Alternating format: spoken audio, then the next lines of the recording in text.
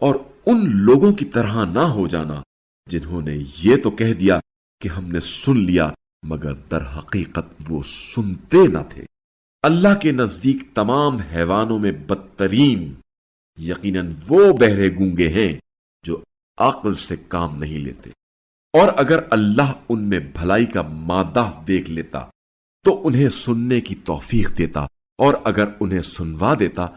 تو وہ بے رخی کرتے ہوئے منہ پھیر لیتے۔ اے ایمان والو، اللہ اور رسول کو لبیک کہو جب وہ تمہیں حیات آفرین باتوں کی طرف بلائے، اور جان لو کہ اللہ آدمی اور اس کے دل کے درمیان حائل ہے، اور یہ بھی کہ تم سب اسی کی طرف جمع کیے جاؤ گے۔ اور اس فتنے سے بچو جس کی لپیٹ میں تم میں سے صرف ظلم کرنے والے ہی نہیں بلکہ سب آئیں گے، اور یہ جان لو کہ اللہ سخت عذاب دینے والا ہے۔ اور وہ وقت یاد کرو جب تم تھوڑے تھے، تمہیں زمین میں کمزور سمجھا جاتا تھا، اور تمہیں خوف رہتا تھا کہ مبادا لوگ تمہیں ناپید کر دیں، تو اس نے تمہیں پناہ دی اور اپنی نصرت سے تمہیں تقویت پہنچائی، اور تمہیں پاکیزہ روزی عطا کی تاکہ تم شکر کرو۔ اے ایمان والو، اللہ اور اس کے رسول کے ساتھ خیانت نہ کرو، اور اپنی امانتوں میں بھی خیانت نہ کرو،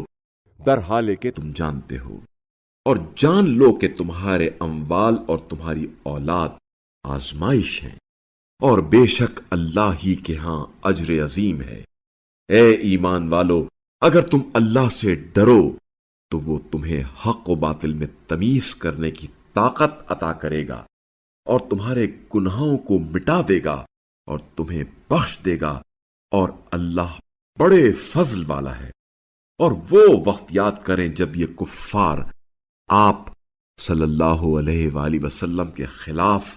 تدبیر سوچ رہے تھے کہ آپ صلی اللہ علیہ وآلہ وسلم کو قید کر دیں، یا آپ صلی اللہ علیہ وآلہ وسلم کو قتل کر دیں، یا آپ صلی اللہ علیہ وآلہ وسلم کو نکال دیں۔ وہ اپنی چال سوچ رہے تھے اور اللہ اپنی تدبیر کر رہا تھا، اور اللہ سب سے بہتر تدبیر کرنے والا ہے۔